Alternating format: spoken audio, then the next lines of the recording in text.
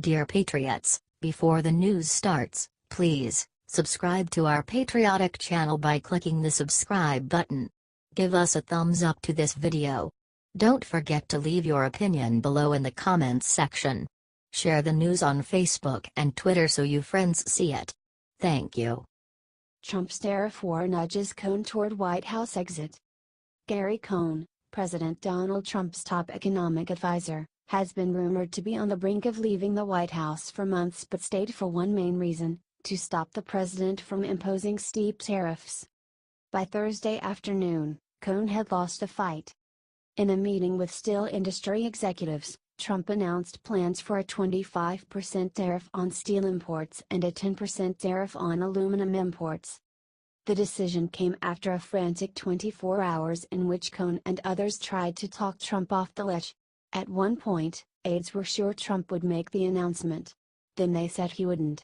Finally, sitting alongside steel executives, he did. The Dow promptly tanked over 500 points, and Cohn's allies began wondering if this would be the final insult, sending the director of the National Economic Council to the exit. One person close to Cohn, a former Goldman Sachs executive, said he wouldn't be surprised if he eventually left the chaotic and deeply exhausting administration as a result of the decision. A second person close to Cohn described it as a brutal blow that violated one of the NEC director's core beliefs, that protectionism is economically backward and won't lead to increased prosperity. It's just something he feels very passionate about and he is incredibly good at making the case, this person said, adding that it still isn't clear if Trump's decision would be enough to drive out Cohn. Cohn nearly quit last summer following the president's comments about a white supremacist march in Charlottesville, Virginia. After drafting several resignation letters in the wake of the march, Cohn decided he would stay to help drive through the big tax cut bill that passed last year. He endured his time in the presidential doghouse after penning an op-ed critical of Trump. Cohn did not respond to multiple requests for comment for this story. Aide administration officials and outside advisors close to the matter described the tariff decision-making process. They declined to be named because they were not authorized to speak publicly about the issue. A White House spokesman did not respond to a request for comment. Larry Kudlow, an outside Trump advisor often mentioned as a potential successor as NEC director, said he would not be surprised if Cohn felt burned by the steel decision. And he sharply criticized the president for Thursday's announcement. All that will happen with steel tariffs is you will raise prices for all import users, and that includes businesses and of course consumers, Kudlow said. You will wind up hurting millions of people to help 140,000 people in the steel industry. You will be hurting car buyers. Is that really what you want to do? While Cohn isn't expected to depart immediately, any decision to step down would greatly diminish the influence of the remaining moderates in the White House, and it would further isolate the New York delegation in the West Wing, including Jared Kushner and Ivanka Trump. Cohn, a Democrat, has weathered constant criticism from Trump's conservative allies. Every time he's mentioned as a potential chief of staff, conservatives inside the White House and on Capitol Hill move to try to block such a move. Now the question is much less whether he could be chief of staff but rather whether Cohn will stay at all.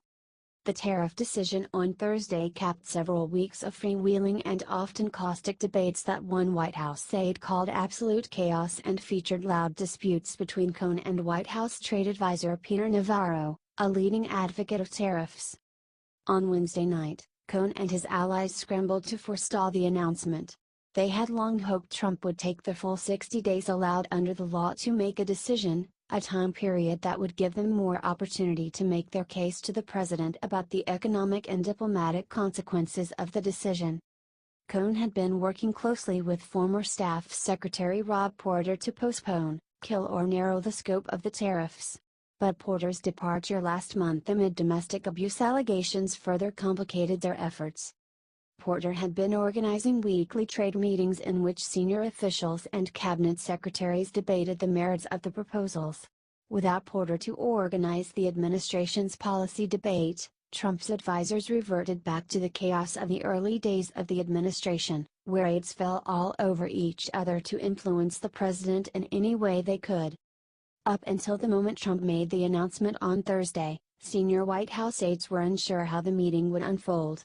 Asked Thursday morning what Trump was planning, a person closely involved in the administration's trade talks said, "Who the hell knows?" Multiple administration officials told Politico that Trump is unable to sign documents imposing the tariffs on Thursday because key paperwork had not yet been completed. "The legal work isn't done," one administration official said Wednesday night, expressing shock that Trump would make an announcement so quickly. White House Press Secretary Sarah Huckabee Sanders said Thursday that more details on the tariffs, including possible exemptions, would come next week.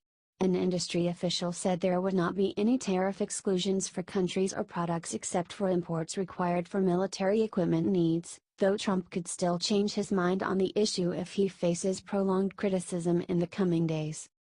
Cohn has long been suspicious of Navarro, the most vocal trade hawk in the administration. Navarro, along with Commerce Secretary Wilbur Ross and U.S. Trade Representative Robert Lighthizer, have been encouraging the president to take aggressive action on trade since the beginning of the administration. And Cohn has come to believe that the men were regularly making their case directly to the president in a bid to short-circuit a border debate among all of Trump's advisors, according to a person who has spoken to him. Cohn's skepticism of the tariffs was echoed by most of the members of Trump's national security team, including National Security Advisor H.R. McMaster, Secretary of State Rex Tillerson and Defense Secretary Jim Mattis. But Cohn's last-ditch efforts to sway Trump had little effect. People familiar with the issue said the president was dead set on imposing tariffs and had already made up his mind to move forward, especially in the aftermath of a barrage of negative news about his staff that infuriated Trump. Adam Bassutti contributed to this report.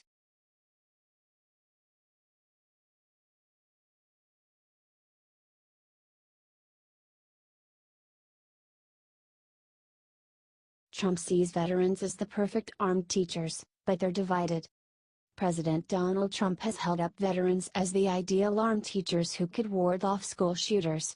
But the reality is very few of today's educators served in the military, and those who did may reject the idea of carrying a gun to class. Even with the influx of Iraq and Afghanistan war veterans entering the workforce, just 2.1% of U.S. teachers in 2016 were veterans, according to federal data. In 1960, during the post-World War II era when Trump was a teen, 59% of male teachers had military service. While some veterans among the nation's teaching corps back Trump's idea and see it as a calling to use their skills, others interviewed by Politico said they are adamantly opposed, even if they have the weapons familiarity that comes with military service. They said they worry about accidental discharges and that their skills are no longer fresh. Dan Staples, a New Jersey math teacher, said he trained as a military police officer to respond to a mass school shooting. But he said it is a perishable skill. "At the time, when I was doing that, I was in fantastic shape. I was going to the range. I was going to regular training, and that's what I was prepared to do," said Staples, a Marine who served in the pre-9/11 era. "Now, I'm prepared to be a math teacher. So I receive professional development on the quadratic formula and best methods of teaching and technology that pertains to my profession. I don't get firearms training." According to an analysis of Census Bureau data by the Department of Education, 110,000 teachers in K-12 schools in 2016 were veterans, or 2.1%. In comparison, 5.4% of the civilian workforce had served. Overall, about 7% of the population had served in the military. Still, military veterans are highly desirable teaching candidates. A federal program called Troops to Teachers since 1993 has worked to help veterans navigate leaving the military and entering teaching. Several veterans who work in schools say they worry about perpetrating an accidental discharge or friendly fire incident that could hurt a child, the associated legal liability, and a potential change in the way they relate to their students if they carry a gun. Others say their weaponry skills are no longer current, assuming they even learned to fire a pistol while in the military, the same type of weapon that an armed teacher would likely carry. Many Army infantrymen, for example, trained to use a rifle but not extensively on how to fire a pistol. Alexis Underwood, a 7th grade language arts teacher in Florida who did a brief stint in the Marines in the early 1980s, said on paper she'd be a great fit for this type of program, but she would worry about children or others getting hurt by stray bullets or running into her line of fire. "I can't live with that," Underwood said. Still, Underwood, who teaches at Mowat Middle School in Lynn Haven, a community with a heavy military presence, said there are other veterans who work in her building with differing opinions. Just as the general population is divided over whether teachers should be armed, she said there are teachers who are veterans who support the idea. "People have mixed feelings about it. It's a difficult thing and the stakes are high," Underwood said. "We're talking about our kids." Christopher Golden, an Army veteran studying agriculture education at California State University of Fresno, said he sees potential in the idea. Golden, who aims to teach high school, said he would be willing to train to carry a gun in school but believes there should be strict rules about when firearms should be locked up, such as when a teacher is lecturing. "As a veteran, I'm okay with it because I've already signed on that line before, that I'll stand up and defend people," Golden said. Separately, Teach for America has about 80 military veterans participating in its program, which places teachers in high-need schools in urban communities and elsewhere.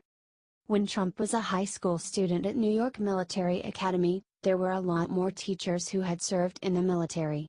In 1960, 59% of all male teachers were military veterans, according to analysis of Census Bureau data by Stephen Ruggles, director of the Institute for Social Research and Data Innovation at the University of Minnesota. In those years, the census only asked men about their military service. During a February 22 meeting with local and state officials on school safety, Trump referred to military members who retire and become teachers as good candidates to be armed in schools. "They know guns, they understand guns," Trump said. Trump said if someone like his chief of staff, John Kelly, a retired Marine 4-star general, was a teacher, he wouldn't mind Kelly having a gun. "Nobody is going to attack that school. Because they know General Kelly is the history teacher. And he's got a concealed weapon," Trump said. Aaron Moundikier, director of Teach for America's Veterans Initiative, said the group started to see an uptick in applicants from all branches of the military in 2012, with more than half of the former military applicants identifying as a person of color. She said they have a strong desire to serve and are good at building strong relationships. "A lot of the military veterans possess the characteristics we see in our most effective teachers," Mountikier said.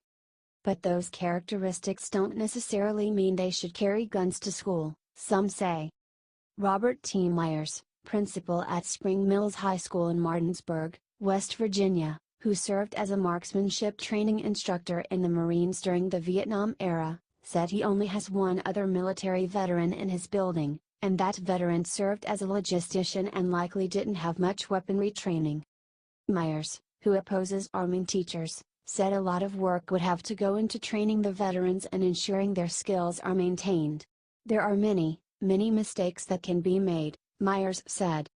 "Just because you were in the military doesn't necessarily make you a good candidate," Myers said.